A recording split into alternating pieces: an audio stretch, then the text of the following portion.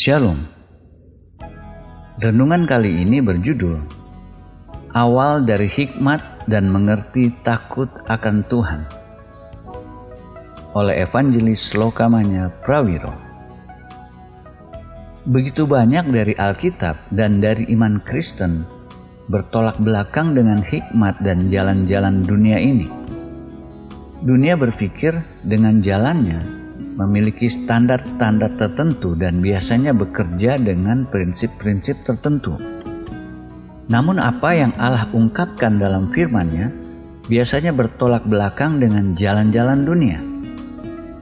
Satu dari berkat tak ternilai Alkitab adalah kemampuan kita untuk bisa menghampiri dan menavigasi hidup ini dari sudut pandang Allah, agar kita bisa menghindari jerat hawa nafsu dan cara-cara dunia yang berdosa. Nabi Yesaya mengatakan pada kita dengan bahasa jelas betapa lebih unggul jalan-jalan Allah dan pikiran-pikiran Allah dibanding manusia. Berbicara mewakili Allah, ia berkata, "Sebab rancanganku bukanlah rancanganmu, dan jalanmu bukanlah jalanku." Demikian firman Tuhan. Seperti tingginya langit dari bumi, demikianlah tingginya jalanku dari jalanmu dan rancanganku dari rancanganmu. Yesaya 55 ayat 8 dan 9. Ada jarak besar yang manusia tidak bisa jembatani antara jalan-jalan Allah dan jalan-jalan manusia. Jalan-jalan manusia berada di tataran dunia, jalan-jalan Allah berada di tataran surgawi. Meski demikian, ada kabar baik. Allah sudah menyediakan cara-cara di mana jalan-jalannya dan pikiran-pikirannya bisa diturunkan kepada tingkat duniawi kita dan diimpartasi kepada kita. Ini terjadi melalui firman-Nya dan terjadi khususnya melalui konsep penting yang dibicarakan dalam firman-Nya, takut akan Tuhan, awal di mana hikmat dimulai untuk kita. Dalam 2 ayat selanjutnya dari Yesaya 55, Allah melanjutkan berbicara melalui nabi itu. Sebab seperti hujan dan salju turun dari langit dan tidak kembali ke situ, melainkan mengairi bumi, membuatnya subur dan menumbuhkan tumbuh-tumbuhan, memberikan benih kepada penabur dan roti kepada orang yang mau makan. Demikianlah firman-Ku yang keluar dari mulut-Ku. Ia tidak akan kembali kepadaku dengan sia-sia, tetapi ia akan melaksanakan apa yang ku kehendaki dan akan berhasil dalam apa yang kusuruhkan kepadanya. Yesaya 55 ayat 10 dan 11. Allah mengatakan seperti hujan dan salju turun dari surga untuk membuat bumi menumbuhkan tumbuh-tumbuhan. Begitu pula firman-Nya akan dicurahkan ke bawah dan berhasil melaksanakan tujuan-tujuannya. Ide ini berlaku pada perbedaan antara kekuatan dan hikmat Allah dan kekuatan dan hikmat manusia. Standar-standar Allah secara total berbeda dari kita. Namun melalui firman-Nya, kita bisa datang untuk melihat kebenaran-kebenaran ini dari sudut pandang-Nya. Mengerti perbedaan ini adalah langkah penting menuju hikmat. Dan semua dimulai sementara kita mengerti konsep takut akan Tuhan. Takut akan Tuhan mengajukan satu pertanyaan penting yang mana banyak orang Kristen sedikit memikirkan hari ini. Meski demikian, isu ini sangat penting dan kita abaikan dengan akibat kerusakan lebih buruk di pihak kita. Alkitab memiliki banyak untuk dikatakan mengenai takut akan Tuhan. Namun banyak orang Kristen salah mengerti konsep ini. Dari semua tema dalam kitab suci, takut akan Tuhan mengandung janji-janji berkat dan hak istimewa, favor, Allah paling utama. Tidak ada tema lain kitab suci yang memiliki lebih banyak berkat dibanding takut akan Tuhan. Yesaya 33 ayat 6 berakhir dengan 6 kata kecil. Takut akan Tuhan, itulah harta benda. Takut akan Tuhan bukan sesuatu untuk ditakuti atau untuk dipandang rendah, melainkan harta benda Allah yang Ia bagi dengan umatnya. Permata kebenaran diletakkan pada akhir ayat dalam Yesaya. Begitu tidak kentara, karena Allah ingin kita menyelidiki kebenaran. Yesus berkata, kita harus menyelidiki kitab suci, karena di dalamnya kita akan menemukan kebenaran tentang Dia. Yohanes 5 ayat 39. Apakah kita salah satu orang yang menyelidiki kitab suci? Apakah kita benar-benar kembali ke Alkitab, mencari kebenaran dengan tekun? Apakah kita mencari dalam firman Allah jawaban untuk kebutuhan kita dan solusi untuk problem kita? Banyak orang takut pada apa yang Allah mungkin katakan kepada mereka, namun tidak perlu begitu.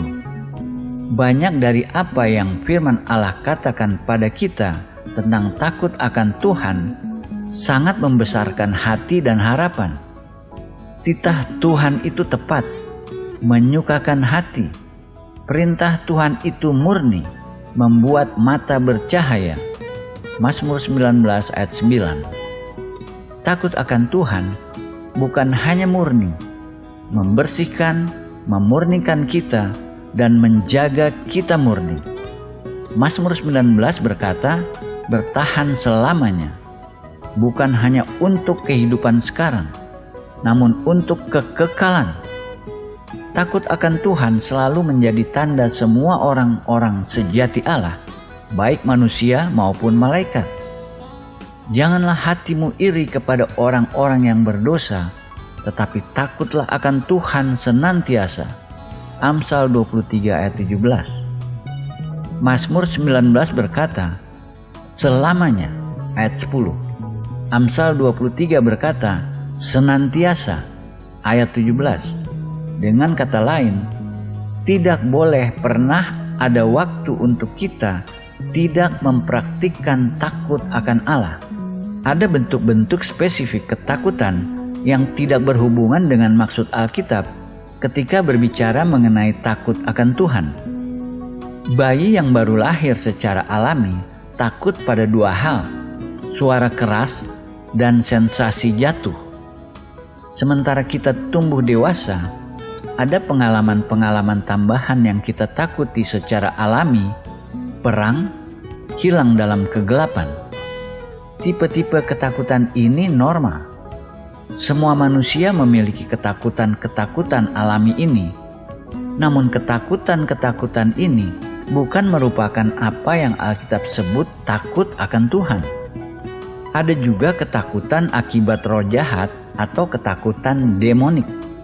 Dalam suratnya kedua kepada Timotius, Paulus menulis, sebab Allah memberikan kepada kita bukan roh ketakutan, melainkan roh yang membangkitkan kekuatan, kasih, dan ketertiban. 2 Timotius 1 ayat 7. Ketakutan demonik memiliki 3 tanda yang membedakannya dari takut akan Tuhan. Pertama, ketakutan demonik dihasilkan oleh setan atau iblis, bukan dari Allah. Kedua, ketakutan demonik cenderung menahan kita untuk mentaati Allah. Satan memasukkan ketakutan jenis ini ke dalam kita untuk menahan kita melakukan semua yang Allah ingin kita lakukan. Jadi berlawanan sama sekali dengan takut akan Tuhan yang memotivasi dan mendorong kita mentaati Allah dan melakukan apa yang Allah ingin kita lakukan. Ketiga, ketakutan demonik menyiksa. Di dalam kasih tidak ada ketakutan. Kasih yang sempurna melenyapkan ketakutan. Sebab ketakutan mengandung hukuman, dan barang siapa takut, ia tidak sempurna dalam kasih. 1 Yohanes 4 ayat 18. Ada banyak contoh ketakutan demonik. Salah satunya claustrophobia atau ketakutan tidak normal ketika berada di ruang sempit seperti elevator. Fobia bukan ketakutan yang kita bicarakan ketika kita berdiskusi tentang takut akan Tuhan. Ketakutan disiksa berasal dari Satan dan tidak mendapat tempat dalam hidup orang Kristen. Sejenis ketakutan yang disebabkan oleh roh jahat, tidak alami, reaksi yang berlebihan, perasaan yang menguasai kita dan yang tidak bisa kita kuasai, mengambil alih kendali diri kita dalam situasi-situasi tertentu dan bukan takut akan Tuhan. Penyembuhan untuk tipe ketakutan yang menyiksa adalah takut akan Tuhan secara tulus dan sejati.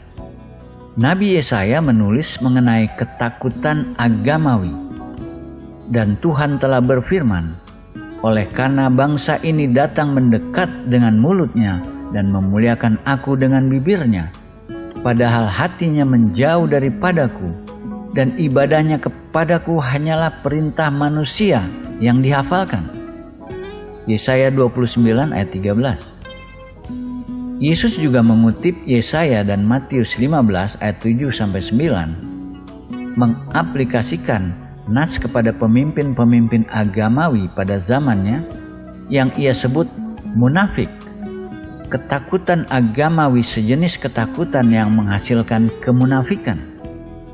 Penting untuk diingat, kata munafik berasal dari kata Yunani untuk aktor, hypokrites.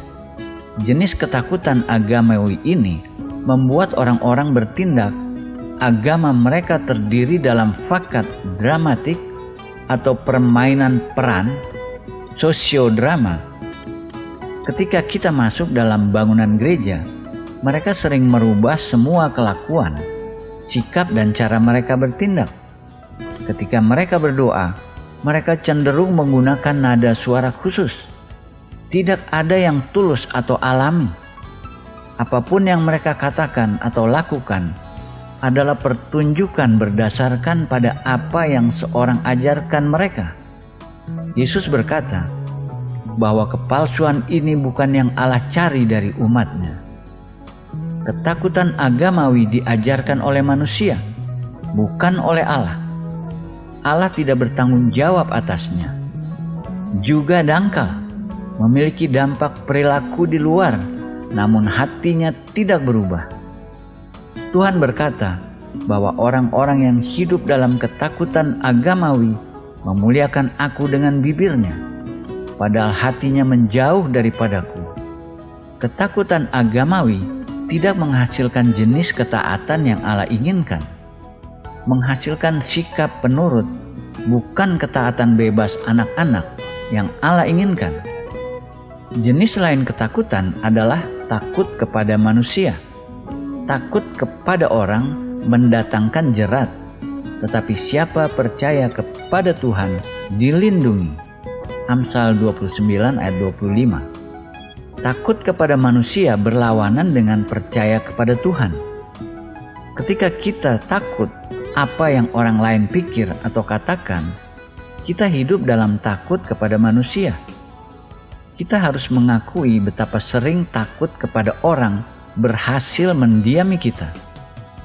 Waktu-waktu datang ketika kita harus berbicara kepada orang-orang tentang Tuhan, namun karena takut kepada manusia menghalangi kita membuka mulut. Takut kepada manusia membuat orang-orang lain lebih penting daripada Allah. Mereka yang hidup takut kepada manusia lebih risau tentang apa yang orang lain pikir tentang mereka dibanding apa yang Allah pikir tentang mereka. Kepada orang-orang ini, opini Allah kurang penting dibanding opini sesama mereka. Takut kepada manusia juga menahan kita mentaati Allah, menjerat kita ketika kita ingin hidup dalam ketaatan dan kebenaran.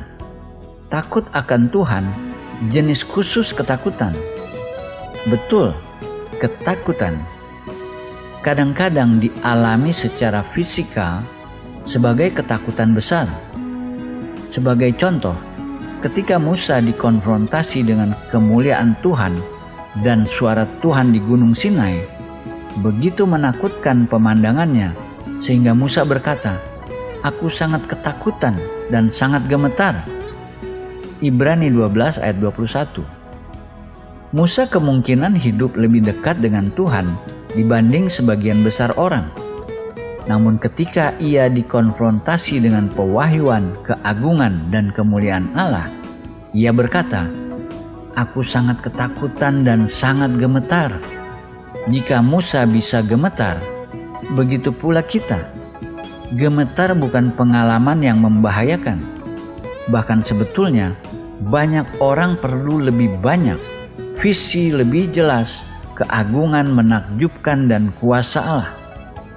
Banyak terjemahan modern Alkitab tidak menggunakan kata takut.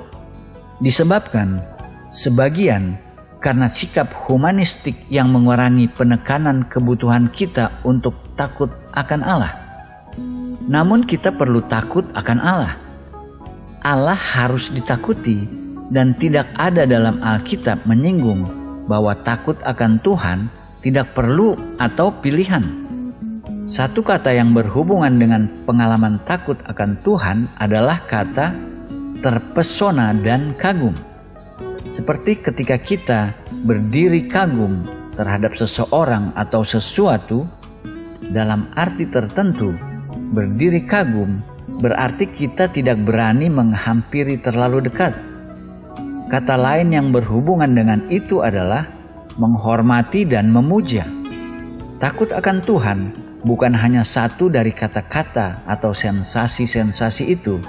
Sebaliknya, merangkum semua. Mengandung elemen takut, terpesona, dan memuja.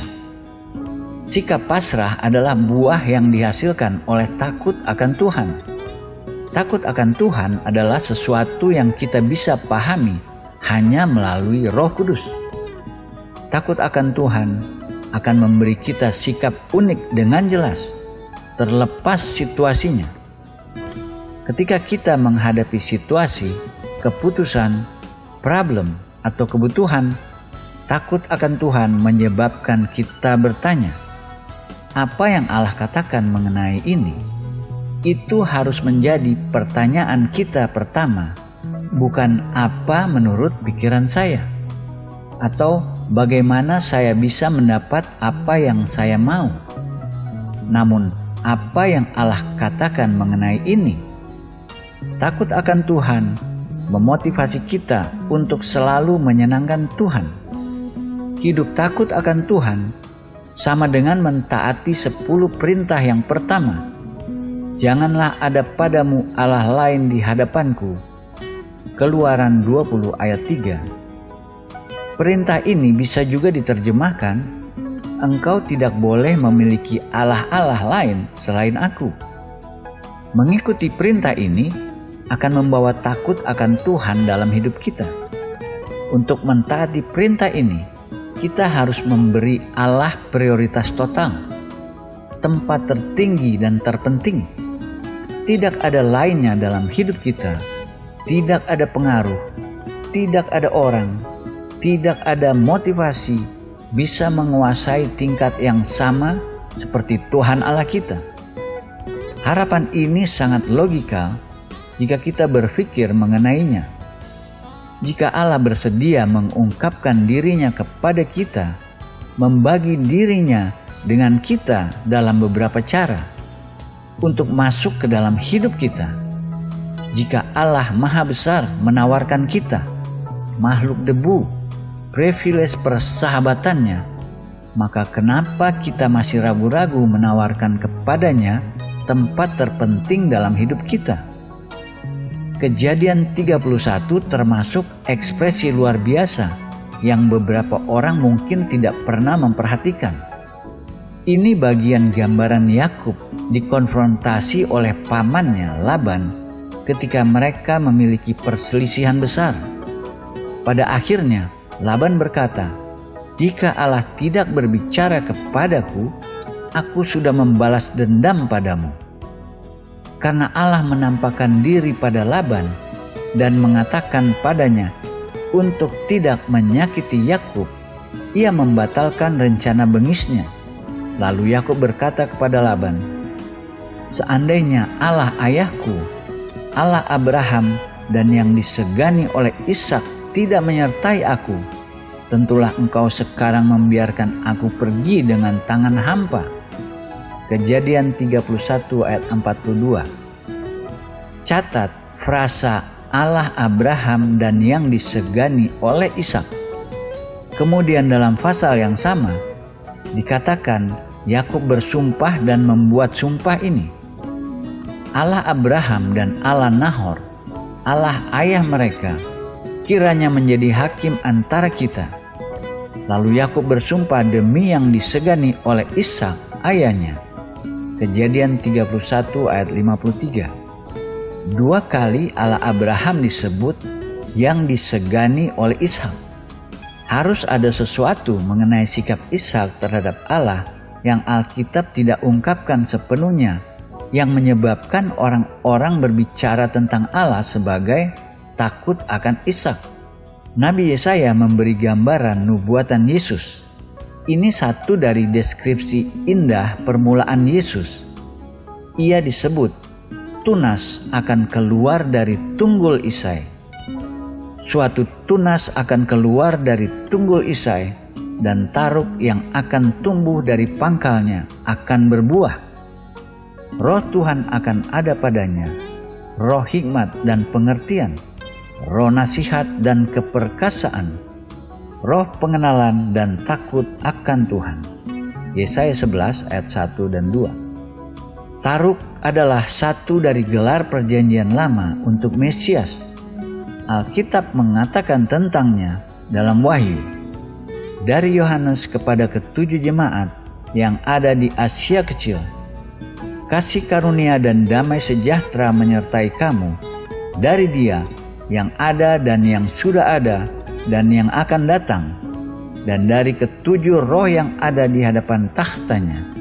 Wahyu 1 ayat 4. Dalam Alkitab King James Version, terjemahan kata roh ini dieja dengan huruf kapital R. Wahyu 4 ayat 5 berbicara tentang 7 obor menyala-nyala di hadapan takhta Allah. Itulah ketujuh roh Allah. Betul, hanya ada satu Roh Kudus, namun Dia memiliki 7 aspek berbeda, manifestasi-manifestasi atau bentuk-bentuk di mana Dia bekerja. Kita bisa menemukan ketujuh roh atau 7 bentuk Roh Kudus dalam Yesaya 11 ayat 2. Pertama adalah Roh Tuhan, roh yang berbicara dalam pribadi pertama sebagai Allah. Dalam Kisah Para Rasul 13 ayat 2, Paulus menulis bahwa Roh Kudus berkata pada gereja di Antiokhia, "Sekarang pisahkan bagiku Barnabas dan Saulus untuk pekerjaan yang aku sudah tentukan bagi mereka." Roh Kudus berbicara kepada gereja dalam pribadi pertama sebagai Tuhan. Ingat, Allah Bapa adalah Tuhan, Allah Anak adalah Tuhan, dan Allah Roh adalah Tuhan. Dua aspek Roh Kudus selanjutnya diberikan dalam Yesaya 11 ayat 2. Roh Tuhan akan ada padanya, roh hikmat dan pengertian, roh nasihat dan keperkasaan, roh pengenalan dan takut akan Tuhan. 7 aspek Roh Kudus. Aspek pertama, roh berbicara dalam pribadi pertama sebagai Allah, sebanyak Allah Bapa dan Allah Anak sebagai Allah. Aspek kedua dan ketiga, roh hikmat dan pengertian. Seseorang mungkin memiliki hikmat, namun jika ia kekurangan pengertian, ia tidak akan bisa menggunakan hikmatnya dengan baik. Aspek keempat dan kelima, roh nasihat dan keperkasaan. Mengetahui harus melakukan apa atau bisa memberi pengarahan dikombinasi dengan kuasa atau kekuatan. Tidak baik memiliki keperkasaan tanpa nasihat. Kita bisa berakhir menggunakan kekuatan kita dengan cara yang salah. Aspek keenam dan ketujuh, roh pengenalan atau pengetahuan dan takut akan Tuhan. Pengetahuan sangat bagus. Sebagian besar orang menginginkannya. Namun dengan itu sendiri, pengetahuan membuat kita besar kepala dan membusungkan dada. 1 Korintus 8 ayat 1. Alkitab hampir selalu menggandengkan pengetahuan dengan takut akan Tuhan. Kita tidak harus mencari pengetahuan kecuali kita memiliki takut akan Tuhan.